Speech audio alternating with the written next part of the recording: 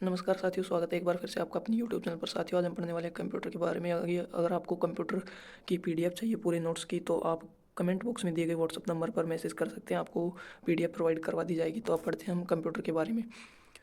Computer, meaning of the computer मतलब computer का अर्थ क्या होता है। जो कंप्यूटर शब्द है इस किससे बना और क्या इसका अर्थ होता है, ये जानेंगे। इस कंप्यूटर शब्द लैटिन भाषा के शब्द कंप्यूट से बना है। कंप्यूट शब्द का अर्थ होता है गणना करना, इसलिए कंप्यूटर को संगणक भी कहते हैं। क्या कहते हैं? संगणक। क्यों कहते हैं? क्योंकि इसका काम गणना करना भी होता है। कंप्यूटर का आविष्कार किस प्रकार से हुआ, कंप्यूटर के आविष्कार कौन थे, इस बारे में हम थोड़ा जानकारी ग्रहण करेंगे। तो कंप्यूटर के आविष्कारक थे चार्ल्स बेबेज। ये लगभग लगभग सभी जानते हैं कि कंप्यूटर के जो आविष्कारक थे, कंप्यूटर के पिता भी इनको बोला जाता है, चार्ल्स बेबेज। आगे चलेंगे। चार्ल्स बेबेज ने 1822 में डिफरेंस इंजन नाम से एक मशीन बनाई, जिसका काम था गणना करना या कैलकुलेशन को आसान बनाना। जन्म 26 दिसंबर 1791 को इनका हुआ। 1871 में इनकी मृत्यु हो गई। और चार्ल्स बेबेज इंग्लैंड के रहने वाले थे। कहाँ के रहने वाले थे चार्ल्स बेबेज? इंग्लैंड के। एक गणितज्ञ, दार्शनिक और आविष्कारक और प्रोफेसर थे। चार्ल्स बेबेज एक गणितज्ञ भी थे, एक आविष्कारक भी थे, एक दार्शनिक भी थे और एक प्रोफेसर भी थे। अब भाई आपके मन में सवाल उठ रहा होगा कि भाई कंप्यूटर के पिता है तो कंप्यूटर की माता भी होगी कोई, तो मदर ऑफ प्रोग्रामिंग, कंप्यूटर की माता नहीं लेकिन वो प्रोग्राम जो कंप्यूटर में आते हैं प्रोग्रामिंग, उनकी मदर बताया गया है। और फर्स्ट कंप्यूटर प्रोग्रामर भी वही हैं, फर्स्ट लेडी कंप्यूटर प्रोग्रामर भी वही हैं, जिनका नाम है लेडी एडा लवलेस। क्या है? लेडी एडा लवलेस। ये है first computer programmer. Lady first programmer बोल सकते हैं इनको, फर्स्ट लेडी प्रोग्रामर भी यही है। तो एनालिटिकल इंजन पर प्रोग्रामिंग का काम किसने किया? लेडी एडा लवलेस ने किया। कंप्यूटर साक्षरता दिवस 2 दिसंबर को मनाया जाता है। इसकी शुरुआत 2001 में होती है, क्योंकि जो NIIT है उसने अपना 20वीं एनिवर्सरी 2001 में मनाई 2 दिसंबर को, तभी से इसकी शुरुआत की गई। आगे चलेंगे। कंप्यूटर लिटरेसी की थीम क्या थी 2024 में? डिजिटल साक्षरता के माध्यम से पीढ़ियों को सशक्त बनाना। NIIT अभी शब्द है, उसका फुल फॉर्म जो है उसको जानने की इच्छा आपके मन में जागृत हुई होगी, तो उसकी फुल फॉर्म बता दूं। National institute of information technology. ठीक है साथियों। अब जो कंप्यूटर सिस्टम है वो 3 इकाइयों से मिलकर बना होता है। 3 इकाइयाँ इसके अंदर काम करती है। कंप्यूटर सिस्टम के अंदर कितनी इकाइयाँ काम करती हैं? 3। एक पहली है हार्डवेयर, दूसरी है सॉफ्टवेयर, तीसरी है ह्यूमनवेयर। हार्डवेयर, सॉफ्टवेयर और ह्यूमनवेयर 3 इकाइयों से मिलकर कंप्यूटर काम करता है। इसके बारे में हुई है कंप्यूटर की सामान्य नॉलेज। आप चलते हैं, हम अपना फर्स्ट टॉपिक स्टार्ट करते हैं, ईमेल। तो ईमेल का पूरा नाम होता है इलेक्ट्रॉनिक मेल। क्या नाम होता है? Electronic mail. यह है डिजिटल संदेशों को एक व्यक्ति से दूसरे व्यक्ति तक इंटरनेट के माध्यम से भेजने का एक साधन है। यह तेज, सरल और सुविधाजनक तरीका है, जिसका उपयोग व्यक्तिगत और व्यावसायिक संचार के लिए किया जाता है। ईमेल, जो ईमेल है यह एक प्रकार का पत्र होता है। यह इलेक्ट्रॉनिक पत्र होता है, इसे हम इलेक्ट्रॉनिक डिवाइसों के माध्यम से ही भेज सकते हैं। ईमेल द्वारा audio, video, picture, program, zip file जो भी होते हैं सभी, हम डॉक्यूमेंट्स, फाइल वगैरह सभी भेज सकते हैं ईमेल के द्वारा। ठीक है। आगे चलेंगे। ईमेल का फॉर्मेट कब तैयार हुआ? ईमेल का फॉर्मेट तैयार होता है 1970 के अंदर। 1970 में ईमेल का फॉर्मेट तैयार होता है। सबसे पहला ईमेल 1971 में रे टॉमिल्सन ने भेजा था। फादर ऑफ ईमेल रे टॉमिल्सन को ही कहेंगे, क्योंकि उन्होंने पहला ईमेल भेजा। इन्होंने ईमेल को एरपानेट के माध्यम से भेजा था। एरपानेट की फुल फॉर्म देखेंगे। A for advance, R for research, P for project, A for agency and net for network. ये होगी इसकी ARPANET की फुल फॉर्म। आगे जानेंगे हम कि भाई सबसे पहला ईमेल रो टॉमिल्सन ने किसको भेजा था? खुद को ही भेजा था, जिसके अंदर उन्होंने टाइप करके भेजा। जो आज कीबोर्ड में हमें पहली लाइन दिखाई देती है वही वाली, क्यों WERTYUIOP।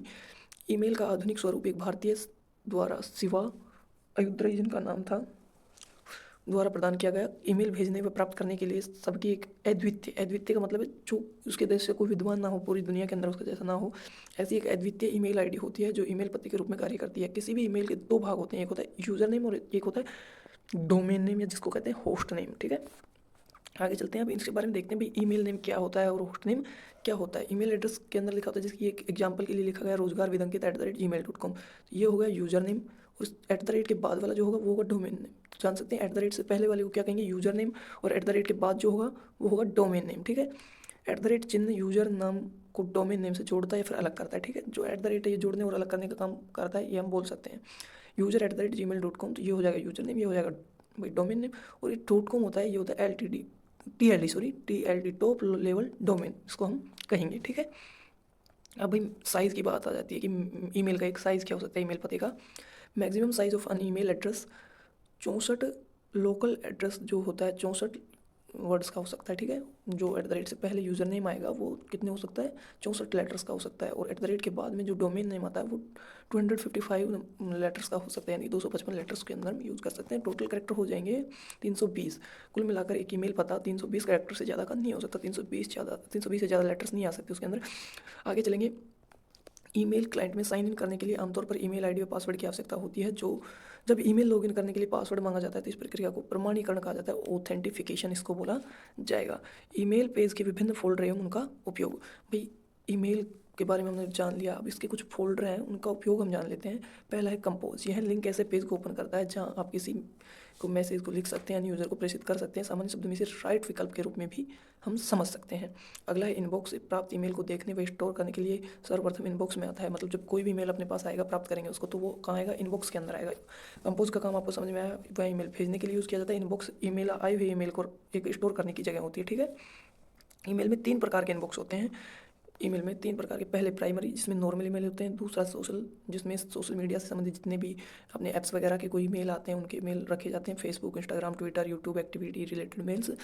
एंड लास्ट होता है प्रमोशंस, जिसमें ऑफर, डिस्काउंट, कूपन मेल या फिर अन्य से कोई भी रिलेटेड मेल्स हों वो आते हैं। अब हम बात करेंगे अगले अपने चीज़ की, तो वो है आउटबॉक्स। इसमें वो मैसेज रहते हैं जो यूजर ने तो भेज दिए हैं परंतु अभी सेंड नहीं हुए हैं, यानी कि आपने उनको भेज तो दिया है लेकिन अभी तक वो सेंड नहीं हुए हैं, भेजे जाने में असफल रह चुके हैं, वो आउटबॉक्स में गिर जाते हैं जाकर, ठीक है। अगला आता है अपना ड्राफ्ट। ड्राफ्ट के बारे में जानेंगे। ड्राफ्ट में वह मैसेज रहता है जो टाइप तो कर लिया गया लेकिन सेंड नहीं किया गया, जैसे कि कई बार आप चैट करते करते रोक लेते हो कि अगला सामने वाला आदमी अपने को क्या जवाब देगा, तब तक आप उसको छोड़ देते हो। और एक बार अगर आप बैक कर देते हो उस चीज़ को, या फिर व्हाट्सअप वगैरह पे आपने देखा होगा कि एक बार मैसेज टाइप करके आप उसे बैक कर देते हैं लेकिन बाद में जाते हैं तो ड्राफ्ट में दिखाता है आपको वही चीज़ है कि मेल को लिख दिया लेकिन भेजा नहीं गया, तो वो ड्राफ्ट में रहेगा। अगला आता है जंक या स्पैम मेल।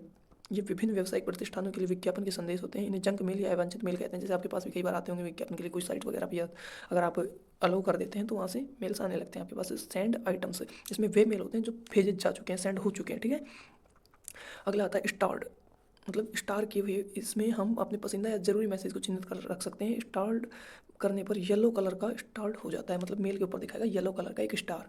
जिस भी मेल को आप स्टार करेंगे, आपकी फेवरेट मेल या फिर कोई इंपॉर्टेंट मेल होगी उसको आप स्टार कर सकते हैं। अगला आता है स्नोट। जब तक आपको उस मेल की ज़रूरत नहीं हो तब तक के लिए उस मेल को टाल दें। मतलब एक ईमेल आपके पास आता है, उसको उस समय आपको उसकी ज़रूरत नहीं है, आप उसको 1 दिन बाद, 10 घंटे बाद, 2 घंटे बाद, 5 घंटे बाद, जब भी उसको देखना चाहते हैं उसी टाइम के लिए उसको आप स्नूज कर सकते हैं। जैसे ही आप उसको स्नूज कर देंगे, आपको वो मेल उस टाइम पे प्राप्त होगा जब आप उसको प्राप्त करना चाहते हैं, जो टाइम आप उसके लिए चुनेंगे या फिर उसके लिए सेट करेंगे, ठीक है।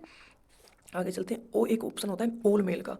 ऑल मेल के ऑप्शन, यह फोल्डर आपके ईमेल अकाउंट में मौजूद सभी मेल को दिखाएगा। मतलब ऑल पे अगर आप क्लिक करते हैं तो जितने भी मेल होंगे वो सारे मेल एक साथ आपको दिखने लगेंगे, चाहे वो फिर स्पैम वाले हों, कोई सा भी मेल हो, जो जितने भी मेल के टाइप बताए तीनों टाइप एक साथ दिखने लगेंगे। अगला आता है ट्रैश फोल्डर। डिलीट किए गए किसी भी ईमेल को स्टोर करने के लिए ट्रैश का उपयोग किया जाता है। जो भी मेल हम डिलीट करते हैं वह ट्रैश फोल्डर में चला जाता है, 30 दिन तक वहाँ रहता है अपने आप, और 30 दिन के बाद वो अपने आप डिलीट हो जाएगा। ट्रैश फोल्डर से वापस भी कर सकते हैं, मतलब जैसे कि डिलीट कर दिया आपने गलती से, आपसे कोई चीज़ डिलीट हो गई तो एक बार जाएगी ट्रैश के अंदर, ट्रैश के अंदर वो पड़ी रहेगी 30 दिन तक। अगर 30 दिन में आप उसको रिस्टोर करना चाहें तो कर सकते हैं। 30 दिन के बाद में स्वतः अपने आप परमानेंट डिलीट हो जाएगी, ठीक है। वही इस फोटोज़ वाला सिस्टम है भाई। आगे चलते हैं अपना आर्काइव चैट। आर्काइव चैट, इसमें वह मेल होते हैं जिन्हें आप अनसुना या अमूमन छिपा कर रखना चाहते हैं या कुछ समय के लिए नॉर्मल मैसेज से छिपा कर रखते हैं। मतलब कोई भी अपने पास पर्सनल मैसेज आता है, आप चाहते हैं कि उसे हर कोई ना देख पाए तो उसको आप आर्काइव कर सकते हैं, ऐसा कुछ सिस्टम होता है इसमें। शेड्यूल मेल का उपयोग ईमेल को एक निश्चित समय और तारीख पर स्वचालित रूप से मेल भेजने के लिए किया जाता है। जैसे कि किसी का बर्थडे वगैरह विश करना हो, आपको फिक्स 12 बजे किसी को बर्थडे विश करना है तो आप उसके लिए एक मेल सेट कर सकते हैं कि इतने टाइम पे जाना है, उसको शेड्यूल मेल बोला जाएगा, ठीक है। वो फिक्स 12 बजे या जो भी टाइम आप सेट करेंगे तभी वो मेल उसके पास, जो आपका जिसको भेजना है उसके पास पहुंचेगा। अगला ऑप्शन आता है अपने पास रिप्लाई का। जब आपको कोई मेल प्राप्त होता है तो हम रिप्लाई के उसके जरिए जवाब देते हैं। तो जब आपको कोई मेल प्राप्त होता है तो आप उसको जब रिप्लाई करते हैं तो रिप्लाई का ऑप्शन दबा कर तभी आप उसका रिप्लाई कर सकते हैं। एक आता है रिप्लाई ऑल का ऑप्शन, जिसमें ईमेल रिप्लाई ऑल का उपयोग किया जाता है जब आप एक समूह ईमेल का जवाब देना चाहते हैं और सभी प्राप्तकर्ताओं को शामिल करना चाहते हैं। जैसे मूल ईमेल भेजा गया था, यह सुनिश्चित करता है कि सभी संबंधित लोग के उत्तर को देख सके। जैसे कि ग्रुप में कोई मेल आता है तो आप पूरे ग्रुप को एक मैसेज शो करवाना चाहें तो आप रिप्लाई ऑल के लिए क्लिक कर सकते हैं। अगला ऑप्शन आएगा अपने पास फॉरवर्ड का। अपने पास फॉरवर्ड का ऑप्शन, एक जगह से आई हुई मेल को किसी दूसरी जगह पर भेजने के लिए फॉरवर्ड का उपयोग किया जाता है। अगला ऑप्शन है टू का। मतलब टू किस लिए यूज़ होता है, इसमें वह मेल एड्रेस डाला जाता है जिसे मेल भेजना हो, इसे खाली नहीं छोड़ा जा सकता। किसी भी मेल को कंपोज करने के लिए आपको टू में कोई ना कोई ईमेल एड्रेस डालना होगा जो कि राइट पता हो एकदम, है ना। आगे आता है सीसी, ये सबसे इंपॉर्टेंट पार्ट चल रहा है मेल का। सीसी कार्बन कॉपी, इस मेल की कॉपी उन सभी को प्राप्त होगी जिसका एड्रेस आपने सीसी में डाला है, और इन्हें ये भी दिखेगा कि इस मेल को किस किस के साथ शेयर किया गया है। एक तरीके से बता दूं कि सीसी का जो सेक्शन आएगा उसके अंदर आप जितनी भी मेल पते डालेंगे उन सभी के पास ही मिल जाएगी, लेकिन उन सभी को पता होगा कि आपने किसी और के पास भी मेल डाला है। इसका एक जो है शॉर्टकट क्या होती है, कंट्रोल प्लस शिफ्ट प्लस सी। सीसी फील्ड को भरना जरूरी नहीं है, ठीक है, आप एक आदमी के पास भी मेल भेज सकते हैं, इसका मतलब ये हो गया। अगला है अपने पास बीसीसी, इसकी फुल फॉर्म है ब्लाइंड कार्बन कॉपी। इसके नाम से ही पता चल रहा है कि मेल आप बीसीसी में जिसकी ईमेल पता डालेंगे उसके पास ईमेल तो जाएगी, लेकिन अगले आदमी को पता नहीं होगा कि किस किस के पास भेजा गया है। इसकी शॉर्टकट की है control plus shift plus B.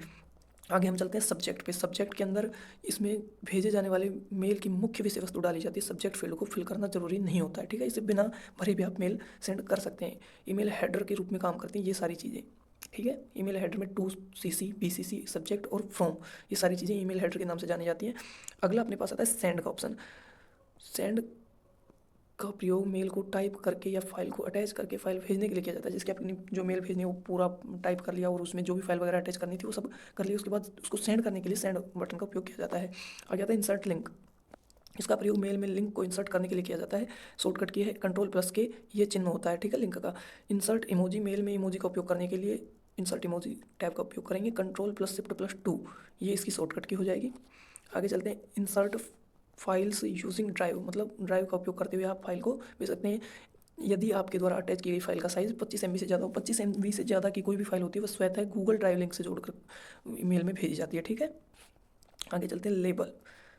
Label किस काम आता है? ईमेल में लेबल का उपयोग विभिन्न श्रेणियों या फोल्डरों के अंतर्गत ईमेल को व्यवस्थित करने के लिए किया जाता है। लेबल का उपयोग ईमेल को व्यवस्थित करने और सॉर्ट करने के लिए किया जा सकता है। लेबल असाइन करने का मतलब है कि आप ईमेल को एक श्रेणी में रख रहे हैं, मतलब आपके पास जितनी भी मेल है उनको एक अलग अलग श्रेणी में बांटने के लिए आप इसका उपयोग कर सकते हैं। एक ईमेल पर एक से अधिक लेबल लगाए जा सकते हैं। लेबल एक विशिष्ट फोल्डर में ईमेल को वर्ग करने जैसा है, लेकिन यह और भी लचीलापन देता है, ठीक है। आगे चलते हैं, किसी ईमेल पर लेबल असाइन करना उसे किसी विशिष्ट फोल्डर में ले जाने के समान है। हम अपने इनबॉक्स को सॉर्ट करने के लिए ईमेल में लेबल का उपयोग कर सकते हैं। हम एक ही ईमेल पर एकाधिक लेबल लगा सकते हैं।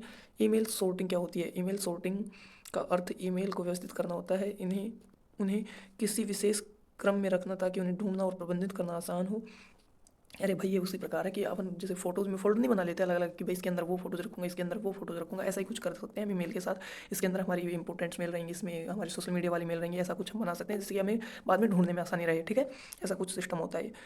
डिफ़ॉल्ट रूप से जीमेल में यूज़र हाल ही में प्राप्त हुए 50 ईमेल को सॉर्ट कर सकता है। हम ईमेल को कई कारकों के आधार पर छांट सकते हैं, जैसे विषय, प्रेरक, आकार या संदेश की आयु, ठीक है।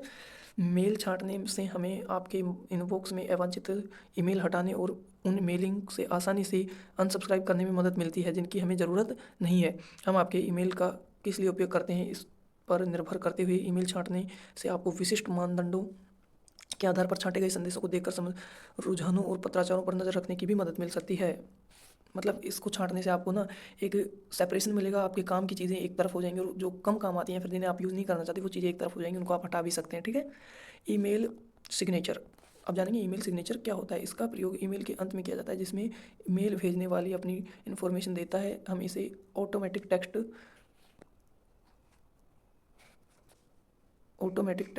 ऑटोमेटिक सेट कर सकते हैं जिससे हर मेल के अंत में स्वतः ही जुड़ जाए, मेल के अंत में मौजूद होता है। अरे एक प्रकार का साइन सिग्नेचर आप तैयार करके और उसे सेट कर सकते हैं जो कि हर मेल के बाद में स्वतः जुड़ जाएगा बाद में, अगर आप जोड़ना चाहेंगे तो। टॉगल कॉन्फिडेंशियल मोड का उपयोग ईमेल भेजने के दौरान संवेदनशील जानकारी की सुरक्षा के लिए किया जाता है। यह सुविधा प्राप्तकर्ता को ईमेल को आगे बढ़ाने, कॉपी करने, डाउनलोड करने, प्रिंट करने से रोकती है। इसमें संदेश के लिए एक समाप्ति तिथि, एक्सपायरी डेट भी सेट की जा सकती है और संदेश को पास कोड के माध्यम से सुरक्षित किया जा सकता है। मतलब किसी मेल को भेजने के लिए आप उसको सुरक्षित करके किसी के पास भेजना चाहते हैं कि एक बार वो देख ले उसके बाद उसको देख ना पाए या फिर उसको प्रिंट वगैरह ना कर पाए, तो उसके लिए ये टॉगल कॉन्फिडेंशियल मोड का उपयोग किया जाता है।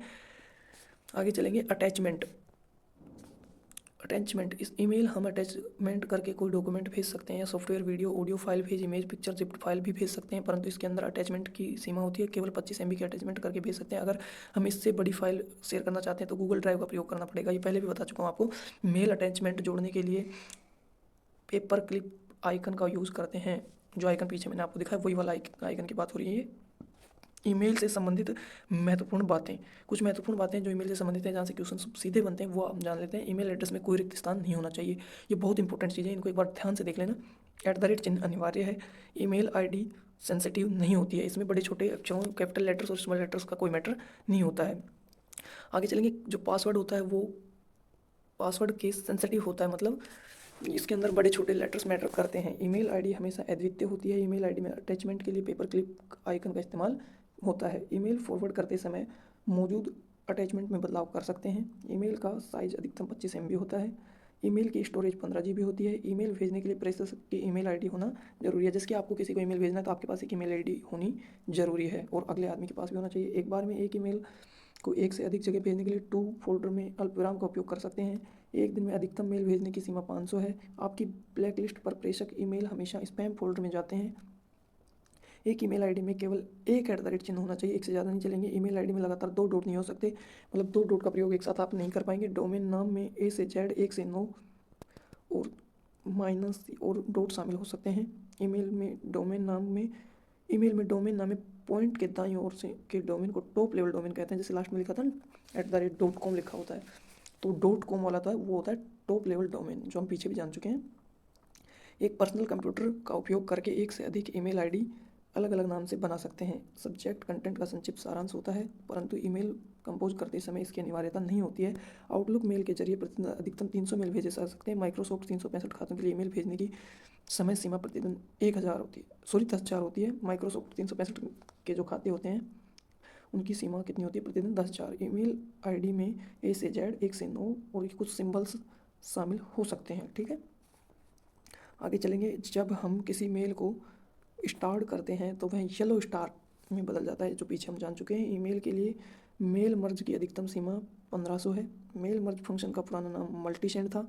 जीमेल की पेड सर्विस को गूगल वर्क स्पेस के नाम से जाना जाता है। इससे एक मेल में 2 CC PCC फील्ड सहित 2000 प्राप्तकर्ताओं को मेल भेजने की लिमिट है। जब हम एक साथ कई लोगों को मेल भेजते हैं तो बल्क मेल कहा जाता है। आगे चलेंगे, जब ईमेल को भेजा जाता है तो वह टुकड़ों में टूट जाता है, जिसे पॉकेट्स कहा जाता है। 30 अगस्त 1982 को अमेरिकी सरकार ने भारतीय मूल के शिवा अय्यदुरई को ईमेल के लिए पहला कॉपीराइट प्रदान किया। वह आधिकारिक तौर पर ईमेल के आविष्कारक के रूप में मान्यता दी। इन्होंने ईमेल के रूल्स प्रोटोकॉल्स पर काम किया। वह मेल के मौजूदा स्वरूप को तैयार किया, जो आज का स्वरूप है उसको तैयार किया था। आज के email system store and forward model पर आधारित है। आपको बस एक मेल सर्वर या वेब मेल इंटरफेस से कनेक्ट करने की आवश्यकता है, जिसके बाद आप कहीं से भी और किसी को भी मेल सेंड और रिसीव कर सकते हैं। ईमेल के माध्यम से जितने भी मेल जाते हैं उन्हें सिक्योरिटी के फॉर्म में ASCII कोड किया जाता है। ASCII का फुल फॉर्म होगा American standard code for information interchange, ठीक है। अगली जानकारी हमारे पास है, जब आप इनबॉक्स में किसी ईमेल पर क्लिक करते हैं तो वह मैसेज पेन में ओपन हो जाएगा। अब आप उस मेल को पढ़ सकते हैं और यहाँ मौजूद विभिन्न ऑप्शन के माध्यम से उस मेल पर अपना रिस्पॉन्स रिप्लाई कर सकते हैं। अगला आएगा, जीमेल के माध्यम से वीडियो कॉन्फ्रेंसिंग के लिए गूगल मीट का उपयोग किया जाता है। गूगल मीट की फ्री सेवा के माध्यम से हम एक बार में 100 लोगों के साथ अधिक से अधिक 60 मिनट तक वीडियो कॉन्फ्रेंसिंग मीटिंग कर सकते हैं। जीमेल अपने को एक वीडियो कॉन्फ्रेंस की सुविधा प्रदान करता है गूगल मीट पर, जिसमें हम बिना प्रीमियम लिए, बिना किसी पैसे का उपयोग किए 100 लोगों के साथ एक बार में अधिकतम 60 मिनट तक मीटिंग कर सकते हैं। यहाँ ईमेल कितने प्रकार की होती हैं? तो 3 प्रकार की, SMTP, POP और IMAP। SMTP simple mail transfer protocol, POP का full form post office protocol, IMAP का इंटरनेट मैसेजिंग एक्सेस प्रोटोकॉल। ये इंपॉर्टेंट है, थोड़ा ध्यान देंगे। ईमेल भेजने के लिए वो प्रोटोकॉल थे ईमेल के तीनों। ईमेल भेजने के लिए protocol set of rules, SMTP simple mail transfer protocol. यह एक मेल संबंधित प्रोटोकॉल है जिसका प्रयोग कंप्यूटर से दूसरे कंप्यूटर पर ईमेल भेजने के लिए किया जाता है। SMTP 2 प्रकार का होता है, end to end method, storage and forward method. POP3 post office protocol, यह एक ईमेल संबंधित प्रोटोकॉल है जिसका प्रयोग ईमेल प्राप्त करने के लिए किया जाता है। POP3 3 से हमारा अभिप्राय तीसरे संस्करण से है। IMAP internet message access protocol, यह एक इंटरनेट मैसेज एक्सेस प्रोटोकॉल है जो कई डिवाइस से मेल बुक्स को प्रबंधित करने में मदद करता है। यह एक एप्लीकेशन लेयर प्रोटोकॉल है जिसका उपयोग मेल सर्वर ईमेल प्राप्त करने के लिए किया जाता है। MIME multi space internet mail extension, text plus non text audio video file JPG ETC के लिए MIME प्रोटोकॉल का उपयोग किया जाता है। ये थी कंप्यूटर की ईमेल की क्लास। ऐसी ही रोचक जानकारी के लिए हमारे साथ जुड़े रहिए। कंप्यूटर का अगर आपको पूरा PDF चाहिए तो कमेंट बॉक्स में दिए गए व्हाट्सएप नंबर पर मैसेज कर सकते हैं। चैनल को सब्सक्राइब कीजिए, वीडियो को लाइक कीजिए और शेयर कीजिए। धन्यवाद।